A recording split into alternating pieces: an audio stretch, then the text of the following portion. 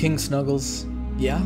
I was playing my game Nightly Routine recently, and I just wasn't having fun. Why is that, shawcat? I mean, Sir Panda?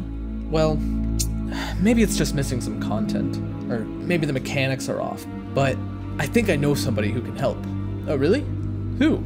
Well, this guy named Shaw asked. Who asked? Welcome back to Nightly Routine. My name is shawcat, and I have so many things to tell you guys this episode, so let's jump right into it. Number one, I'm sorry. It's been months since my last post on the tube. But I just got back from a beautiful trip in Oregon to see my family, but trust me, I've been working assiduously on Nightly Routine. So after the last devlog, I realized quickly I needed to create a dialogue system for the merchants to add some energy and explanation into the game, and it unexpectedly became one of my favorite parts in the game. I mean, look at these little guys. This overall dialogue system was not that hard to implement, but it's been super fun to bring these guys to life. Tyler and I had the idea to replicate the system of an Animal Crossing type dialogue, with all their little mumbles and squeaks replacing words, but shifted to match our game's theme. I have to go to work. And if y'all don't remember, Tyler's one of my best friends, and we work on pretty much every project together. It really wasn't that hard to implement. Basically just what we did was create a data table with a big list of lines of things that they say, and then when you click, it just goes on to the next one until you exit the dialogue. Super easy, it just involved a ton of writing. But there was more to it than just the text. We needed some sort of audio to match their language, and we wanted to use something dynamic so that it could work with anything we typed, rather than recording something for every line of dialogue we wrote. We wanted Digby's voice to sound like his bubbly personality, so the obvious choice was to use the sounds of bubbles popping. But it turns out, in real life, bubbles popping don't make any noise at all. So it was time to step up to the plate and save the day. My hairbrush. After recording a couple hundred of these, I narrowed the best down to 26 versions, and assigned each one to one letter of the alphabet, technically creating my own little language for Digby to speak. Yeah, it came out super cool and honestly maybe better than expected, but that was many hours of work, and only one of 3 merchants completed. We wanted Rockbiter's voice to be hoarse and scratchy, so our plan for him was to literally rub rocks together to get the desired effect. But I live in a super urban area, so the nearest rock to me is probably Dwayne Johnson, so once again, I might have to use my mouth. Instead of my mouth, I actually just scratched this 3D printed model my friend made for me over a year ago. I never sanded it down, so the rough material produced a nice scratchy sound, which was perfect for Rockbiter's grouchy demeanor. Ow! Once again, after making 26 versions, this was the result. And for the Riverman, we just wanted to preserve his unsettling and spooky vibe. He's just standing there, menacingly! So I mimicked the wind blowing through the trees for his language.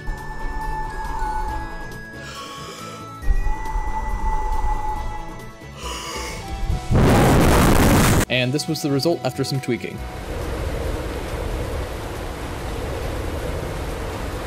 I'm also planning on adding an option to toggle to a more standard font for folks with reading or visual disabilities. Since I worked hard to find fonts that fit the personalities of the merchants, they could be a bit harder to read than your ordinary Arials and Helveticas. But no matter the font, they'll still work with this super fun system I built, which changes the font sizes, plays animations, triggers events, and can even adjust the pitch and the volume of the voices to accentuate different emotions.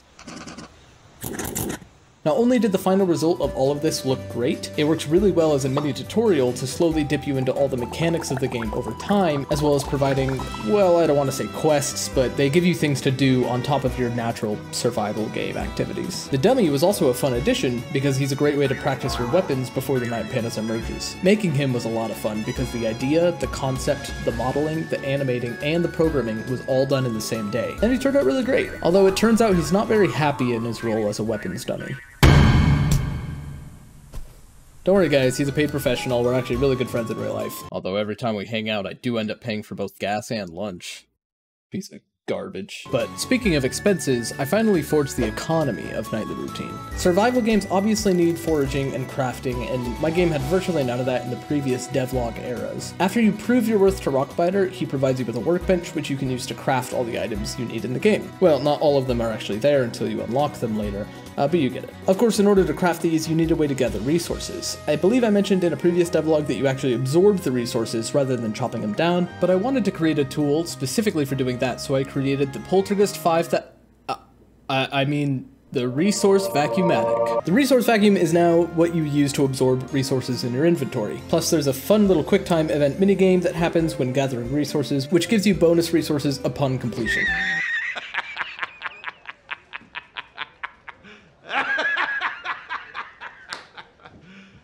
Are you serious? I wanted to add that because one of my personal gripes with survival games is the monotony of gathering resources. I mean, the act of gathering resources is still monotonous in nature, but at least this gives you a fun little thing to do while holding down the Collect Resources button. And regarding the economy of the game, using the workbench, certain resources can break down into other resources, while others require a furnace to smelt. And surprisingly, this was probably the hardest mechanic I've made in this game thus far. Just getting different fuel materials working, powering different amounts of smeltable items, or what happens when you replace items or stop mid-smelt, or destroying your furnace while it's cooking, or not letting items go into the fuel slot that aren't fuel, plus moving items to the furnace to the inventory and vice versa required a whole lot of reworking of the whole system. So yeah, it sucked. But look at this cute little animation I made. With my newfound knowledge of integrating my inventory system with other interactable objects, I created a wooden chest in Blender for storage. I got a bit carried away with the opening and closing animations, since through this project I'm seriously starting to enjoy animating, even though I'm still a bit of a novice at it, but it's always cool to discover a new passion doing things I enjoy. It was still a bit confusing to get the chest working, with things like dragging half of your items by holding shift, or switching items between your chest and your inventory, and most importantly, saving what's in the chests every time you save the game. And when it comes to saving the game, okay, first of all, guys, the pause menu is temporary. I can see the comments now. Shawcat, your pause menu is terrible. Shawcat, your pause menu sucks. Shawcat, it's your long lost brother. I'm stuck in an oil rig out in the Atlantic. My men are disappearing, and I'm hearing strange noises coming from the sea. But with it, I made this bare bones save and load system so you can have multiple save files, and it works, but it could definitely be improved. But leaving a game and going back in will no longer reset your health back to 100 anymore, so luckily no more exploits with that. But doing this means I also needed a way for the panda to actually heal when they have low health. And the plan for this was to have the pandas eat bamboo. In a previous devlog, I saw someone comment, Hot tip. Your pandas will starve to death. I don't see any bamboo. oh yeah? Well then what's this? Bamboo has now become a collectible resource which you can now use to create medkits. And being a gluttonous panda, this is how you use them. You do have to finish the medkit for a big burst of health, so they take a while, but they have a high payoff. And they're pretty easy to make. The roster of items that you hold in your hand was growing, so I felt like it was finally time to add some procedural animations to them. I added in animations for jumping and landing, which were reusable across all the items you hold, and definitely makes the whole first-person experience feel way less stiff. On top of that, adding walking and running animations did wonders for visualizing that frantic, goofy atmosphere we're trying to promote, and the resource vacuum always makes me laugh specifically. But let's talk about the resource vacuum again, because I was hoping you wouldn't notice, but you got me. In my defense, I'm not very good at making particle effects, but don't think I don't know that they would look good, like smoke from the furnace or air flowing when the resource vacuum is sucking. This was my first attempt at the vacuum. Oh, brother! You must make sure that you do not appear here again. Bailiff, whack his pee-pee. I'd love for this to have some kind of redemption story, this devlog, but I'm sorry. As soon as I saw that first result, I decided it was an issue for another time. One person did ask me though, when I was using the resource vacuum, why it doesn't clip through the trees or anything else, since their first-person models always did, due to the meshes always extending outside the player's capsule collision, which is a very common problem in making a first-person video game. Well, in a side project of mine, the material of the first-person mesh has a complicated mathematical equation plugging into the object's world position offset, which prioritizes rendering the pixels of the mesh above everything else, as well as allowing for FOV scaling to combat clipping with the animations. For a nightly routine, I did this. Speaking of weapons, I have officially finished the first castle armament, the cannon. When you use it, I changed it from a third-person camera and decided to keep the first-person view, which lets you manually turn and aim the cannon. Shooting it has a large area of effect and high damage, super useful for when night pandas turn into hordes. And if you need to get somewhere quick, the cannon graciously offers that as an option as well. If you haven't noticed, the castle looks different. I changed up the wood castle pieces since the old ones were kinda ugly, and I wanted them to be made out of planks rather than logs. On top of switching them all out, I drastically increased the amount of building options you have with both wood and stone. Building castles definitely became more fun after that change, although it's definitely still missing decor options, as all the wood and stone start to look a little bland after a while. Well, how is it? Oh no. I have some items planned, such as plants, pictures, carpets, torches, signs, etc. But I had to concentrate on something else first. I was ready to admit to myself that the current building system was incredibly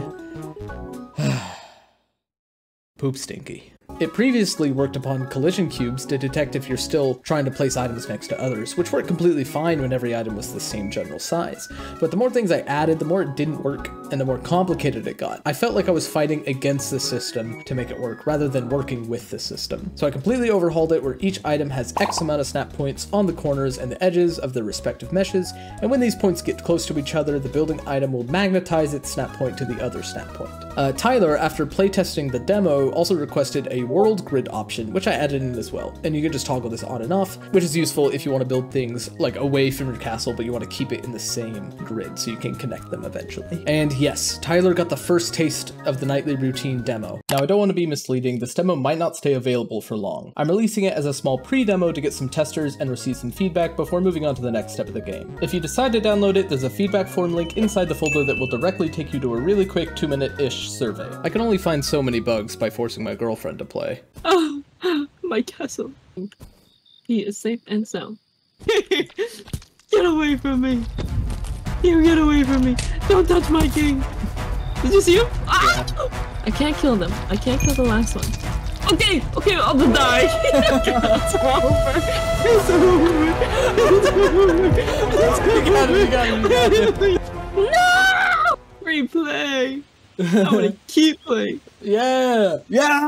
So we'd greatly appreciate it if you downloaded the demo with the intention of giving feedback, since that's the main point of making it. And just be warned, we might actually lock the download link if we feel we get enough feedback, but hey, if it's taken well, maybe we'll make an actual demo someday, fully proper, actual, for real demo. There's already a lot of bugs and changes that we're still very aware need to be fixed or updated within this demo, and within an hour of Tyler playing, we had found 46 more things, which is, you know, close to 1 a minute. So let's make that list a whole lot longer. If you don't want to bother with the playtest, but you're still interested in more consistent updates, you can join the Discord too. I post smaller updates in there, and it's a fun time. Or the best thing you can do to support the game is to wishlist the game on Steam. I want to see if we can hit 1,000 wishlists. We just hit 500, so I just want to see if we can do it. All the links are in the description. The coolest thing that's arisen from this game getting a small amount of traction, to me, is the fan art. I mean, check out this really cool drawing from Twitter, or this Minecraft-like voxel versions of the characters, or this pixel art. Like, this is so cool to me that y'all create this art from characters I created. I really appreciate it. Some other things I added to the building was being able to destroy your castle pieces. If they're in prime condition, you'll get the item back when you destroy it, but if the item is damaged, it will take the percentage of health that that item has and give you the same percentage of resources it took to build it. But you can also repair building items by using the amount of resources from the inverse of the health percentage. Doors also exist now, and they work on a physics-based system, which you can also throw the king through, which is a lot of fun. But I don't know if I want to keep it yet. I'm still kind of going back and forth. I've also added sound effects to a handful of things in the game, so here's a quick montage of all of those.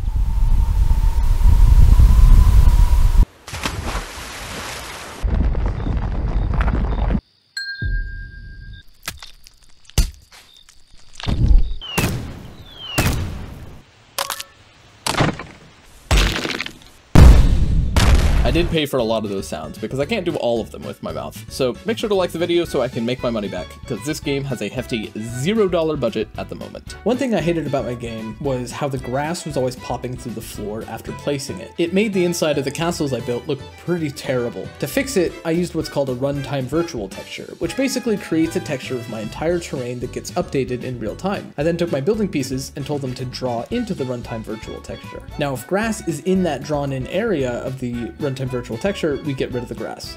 But how do we get rid of the grass? Video games treat foliage as one big object. We can't just delete parts of grass and bring them back whenever we want. Well, the solution is actually just push the grass down about a foot and it's beneath the terrain. Now the Knight Panda can enjoy his castle without having to worry about foot eczema. Or, you know, you could just buy boots from Digby Gilroy. I've fixed up the stores so the souls will successfully purchase you important upgrades that you need to keep up with the ever-growing army of Knight Pandas. From Rockbiter, you can unlock castle items and weapons, allowing allowing you to craft things such as the grappling hook from the previous devlog. I improved it to where you can now grab the king with it, which is very helpful in a pinch when he's been away from his throne for too long.